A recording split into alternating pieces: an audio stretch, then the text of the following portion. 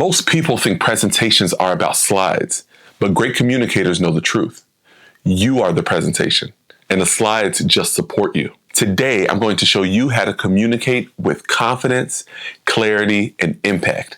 The kind of communication that leads not only to transformation, but also to conversion.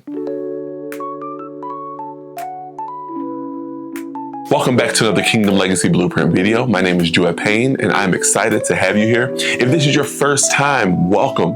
I would love for you to subscribe and hit the bell so you don't miss any future episodes. This channel is dedicated to supporting you in your business. If you are a Kingdom entrepreneur, I want to support you to take your business to the next level, to scale, and to lead and leave a legacy. Now, if you know me, you know that I am an Apple guy. Yes, and I'm a Steve Jobs guy, the co-founder of Apple. He was the man. I read this awesome book called The Presentation Secrets of Steve Jobs. It is an amazing book, absolutely phenomenal, because I really wanted to lean in and make sure that as I present, that I'm doing it in excellence. And just Steve's simplicity, his stage presence, the way that he made the room lean in, that is what you want to do when you are doing a presentation. You want the audience to lean in. You want to captivate the audience. And it's crazy because the more complex it is, the more that you actually deter people from doing that. You want it to be nice and simple. One of my favorite keynotes is when the first iPhone dropped. Now, let me show y'all something. I got this little relic right here. This bad boy right here. Make sure the camera can see that, okay? So this right here is the very first iPhone. Yes, it is. 2007. I got this bad boy. Man, it's crazy because I want to go online. Sometimes I want to go on Amazon and check to see and purchase this, the charger that went here to turn this bad boy back on just to see how this was, right? Now, this is crazy. So this is the iPhone 1, I'll say. And, now we're at the iPhone 17. So this is right here is the 17. You can obviously see the difference here. This is crazy. But man, outside of the size, it's just been updated and different iterations of it over the years. But if you go back to that presentation, his keynote in 2007, man, it just revolutionized the world. So he already have a revolutionary product, but that doesn't necessarily mean that the presentation would have been revolutionary. Okay. Now, again, that goes for you. You have the most dynamic business in the world, and you can still not make sales or get the leads or convert leads into clients because your presentation isn't fully there. So Steve knew that, hey, I have this amazing product and I have to sell this. I have to sell it in such a dynamic way that people will come in droves to purchase it. And that is exactly what happened. The iPhone just skyrocketed, millions and millions upon sales when it came out. So you want to make sure that you are that communicator that can do it as well, because it wasn't Steve's slides. It was the way that he communicated the idea. And again, the slides just supported that. Now, on this channel, I'm very tempted to just go straight to work. Like, hey, let me show you guys how to make an awesome presentation and use slides and make it flow and all of that stuff. And we are going to talk about that in this video. But remember, the order that things should go is be, do, and then have. You have to become the person as you do the work, and then you can have whatever it is that you are pursuing to have. So it's not doing it, and you create this beautiful presentation on the back end, and then you go on stage and then you bomb it. You don't want that. You have to become the presenter. And then you want to get your slides and make it flow. If you look at this, again, if you go back to that keynote and you look at these slides, there were mostly images on the slide, very minimal words, very minimal, because it could be a distraction from the actual presentation itself. And Steve knew this. The book tells us that he spent hours upon hours preparing for his presentation, which was maybe an hour or two. He spent hours upon hours just getting it right, practicing wherever he went until it was perfected. There's a quote that says, an amateur is someone who practices something until they get it right. But a professional, they're the one who practices until they can't get it wrong. And I want that to be you. And God wants that to be you as well. So whatever your industry is, if you want to impact millions, you have to become that presenter. So let's dive into our 3 points. In this video, I'm going to show you how to deliver a powerful and dynamic idea, how to use the right images, and how to create real impact. Point number one, idea. The idea drives the presentation. Everything starts with the idea. Okay, so if your idea is not clear, the presentation is not going to be clear either. Now, we talked about the iPhone, but let's roll it back a few more years. Remember the iPod? Okay, now this new generation, y'all may not know what an iPod is. So you go ahead and Google it. Google Apple relics and see if you see an iPod. But man, the iPod was the jam, y'all. Oh my goodness. But when Steve presented the iPod for the first time, he didn't say stuff like, oh, this has 5 gigabytes of memory and this much RAM and connects USB and all these different things. He didn't say all of that. What was his presentation? What was his simple sentence that was a headline in the magazines? 1,000 songs in your pocket. That was it. That was literally it. That was so powerful and so dynamic. Now you gotta think about the time. Think about what's happening during that time frame. Back then we were using CDs. There were some other MP3s that were being used, but they could not store 1,000. And they were more bulky and big and all these different things. The way that you had to set it up was not streamlined. That's why it was awesome when the iTunes store came out. It was just amazing. There was just always developing something brand new. But when that iPod came out, all he had to say was 1,000 songs in your pocket.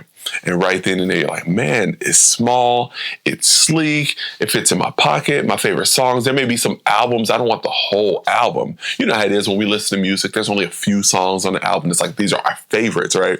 So you may not want that whole record. So you're like, okay, let me just get a few here, a few over here, get my favorite 1,000 songs, and I'm good. So that was the sale. Nice and simple. So you make a presentation. You want one idea that's easy to remember and impossible to forget.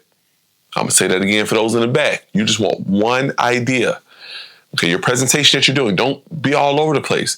What is the main idea of this one presentation in this room full of people that I'm speaking? You want one idea that's easy to remember and impossible to forget. That's the key. Next, you want to make sure you become the idea. You don't want to just speak the idea. Your body language and everything, even as I'm speaking right now, your body language, right? You want to make sure that you are moving and doing everything as it relates to the idea so that it can land. Okay, so if you're talking about power and strength, make sure you're being dynamic with your presentation.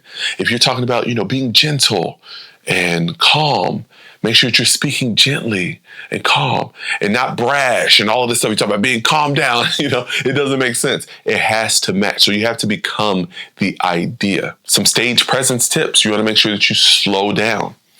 You want to make sure you breathe. Those pauses, those are key because your mind can think and process what just happened.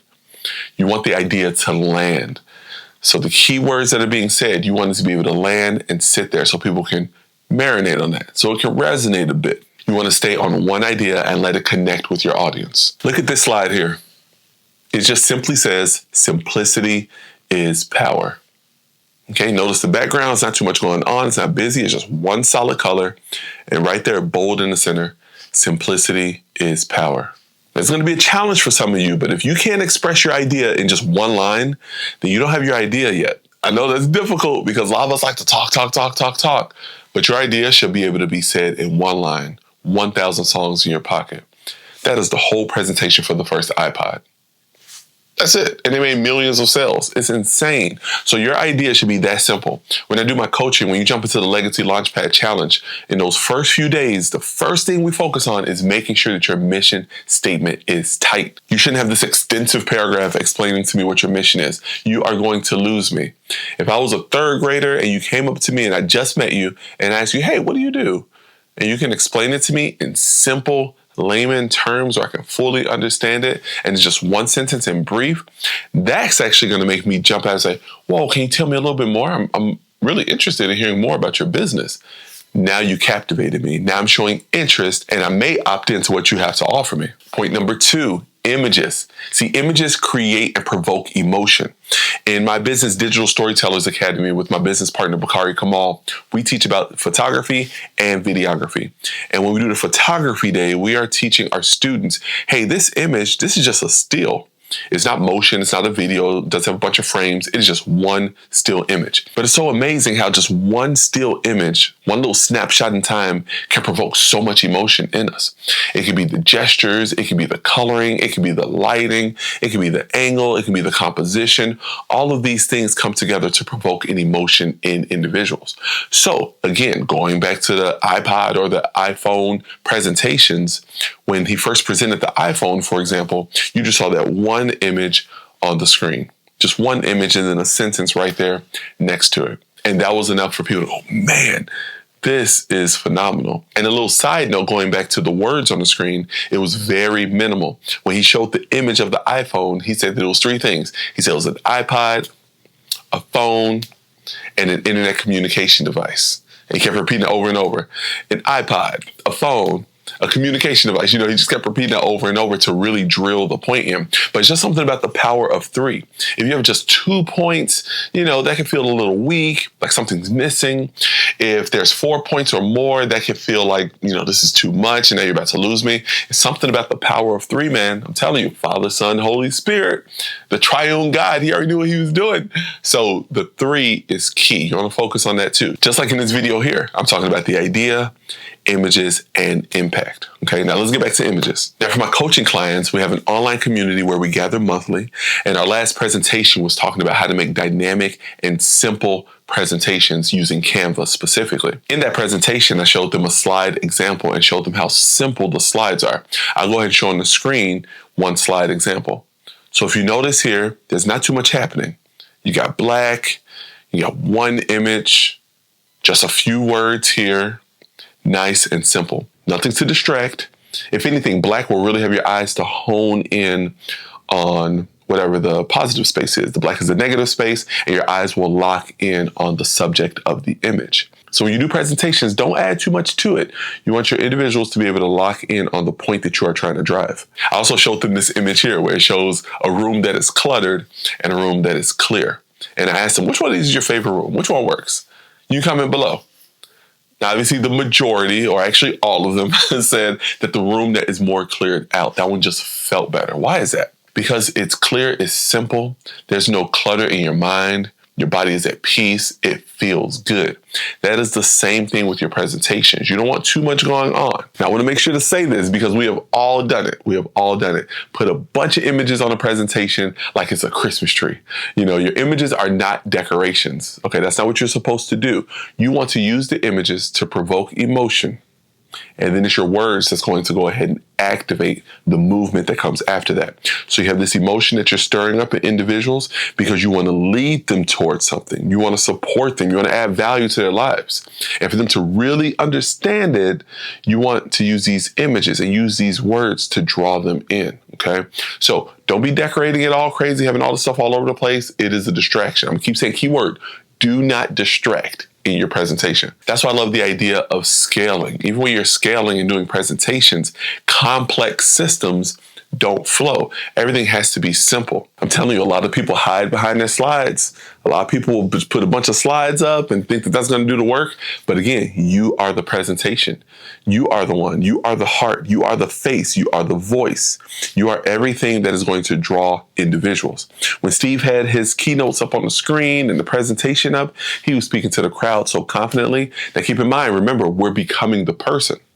So he put in a bunch of hours of practice, but he nailed it and made those sales. He captivated the people. So many claps throughout the presentation because they were just in awe. Don't you want to be that person that makes people awestruck from your presentation? That's what you're going to do. Have that confidence. Some people need more practice than others. That is totally fine. Everyone learns differently. You may need to write things down more. You may need to have some quotes in your back pocket.